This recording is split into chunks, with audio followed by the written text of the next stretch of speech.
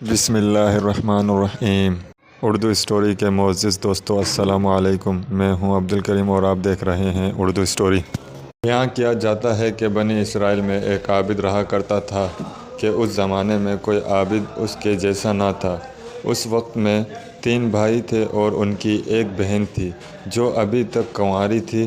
اس کے سوا ان کی کوئی بہن نہ تھی۔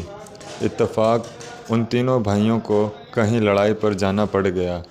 ان کو کوئی ایسا شخص نظر نہ آیا جس کے پاس اپنی بہن کو چھوڑ جائیں اور اس پر بھروسہ کریں، لہٰذا ان سے رائے پر اتفاق کیا کہ اس کو عابد کے سپرد کر دیں۔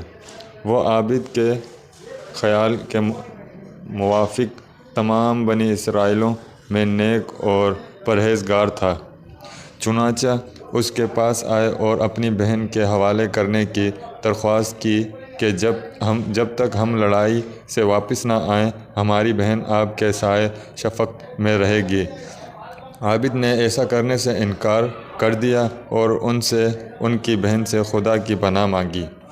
وہ نہ مانے اور اصرار کرتے رہے کہ ان کی بہن کو اپنی نگرانی میں رکھنا منظور کر لیں، حتیٰ کہ عابد نے ان کی درخواست کو منظور کر لیا اور کہا کہ اپنی بہن کو میری عبادت خانے کے سامنے کسی گھر میں چھوڑ جائیں۔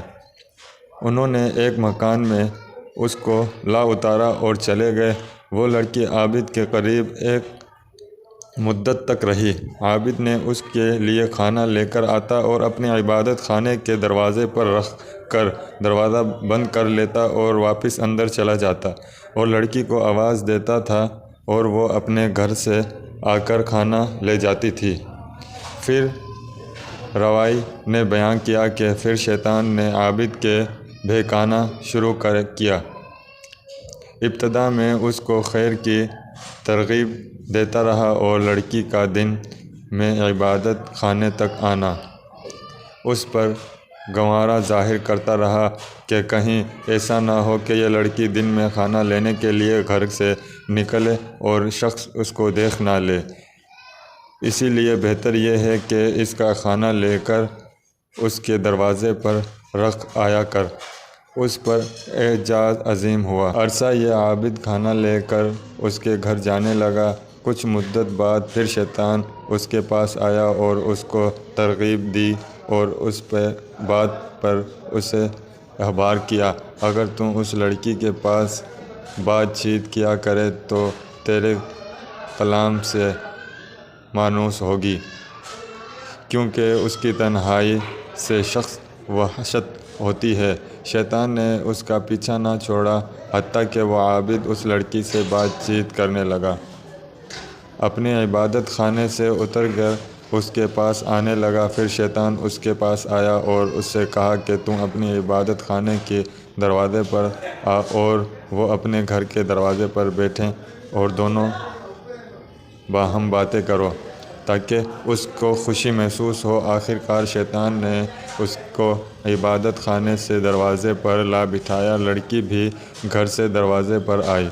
اس طرح ایک زمانے تک یہ حال رہا۔ شیطان نے عابد کو پھر کار خیر کی رغبت دی اور کہا بہتر ہے کہ خود لڑکی کے گھر کے قریب جا کر بیٹھے اور ہم کلامی کریں، اس میں زیادہ دلداری ہے۔ عابد نے ایسا ہی کیا۔ شیطان نے پھر تحصیل ثواب کی رغبت دی اور کہا کہ اگر لڑکی کے دروازے سے قریب ہو جائے تو بہتر ہے تاکہ اس کو دروازے تک آنا کی بھی تکلیف نہ اٹھانی پڑے۔ عابد نے یہی کیا، اپنی عبادت خانے سے لڑکی کے دروازے پر آ کے بیٹھتا تھا اور باتیں کرتا تھا۔ ایک عرصے تک یہی کیفیت رہی۔ شیطان نے پھر عابد کو ابھارا کہ اگر آئین گھر کے اندر جا کر باتیں کیا کرے تو بہتر ہے تاکہ اس لڑکی کو باہر نہ آنا پڑے اور کوئی اس کا چہرہ نہ دیکھ پائے۔ غرض عابد نے شہو اختیار کیا اور لڑکی کے گھر کے اندر جا کر دن بھر اس سے باتیں کیا کرتا اور رات کو اپنی عبادت خانے میں واپس چلا جاتا۔